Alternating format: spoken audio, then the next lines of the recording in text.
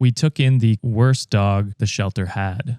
Our last foster had gotten adopted, so we went to the shelter for another one and asked which one needed the most help. The staff introduced us to a white young adult pitty named Mo. He came to the shelter from a hoarding case as a puppy with mange. His leg also hadn't developed properly, likely due to growing up in a cage. His mange had been cured, but his behavioral issues needed work. He had been at the shelter for 6 months. He had a cage mate, but had been separated since he ended up fighting. We have other dogs at home, so this was a risk. We agreed to take the risk and decided to foster him. He had to be carried to and from the car as he refused to move otherwise. He was set in a crate, and at first he growled at the other dogs from the crate, and we weren't sure if this was going to work. We slowly introduced him to the other dogs until he no longer showed aggression towards them. We left the crate door open, but he stayed there for days at a time. A couple months passed, and he has received zero adoption interest. Rescues wouldn't take him since he's a pitty. We all know he needs special kind of home, and that the average adopter may not be able to meet his needs and respect his boundaries. If triggered, he could end up biting someone and get euthanized. So we decided to adopt him. Ever since, he has been a complete mama's boy. He's the snuggliest out of all of our dogs and demands to go for walks. We also adopted a younger dog for him to play with since our dogs are older. He is still wary of other people, but he's the least reactive. He passes by other people and dogs out on walks without barking. He loves car rides and is very well behaved during them. This is substantial considering he used to be scared going into the car. I post this story to hopefully inspire others to visit their local shelter and give a dog a second chance. That's awesome. I always love seeing when people take that risk with these animals because at the end of the day, they deserve a home. I have so much respect and admiration for people who fosters animals because like my weak ass could never. I'm going to end up having 30 of them motherfuckers.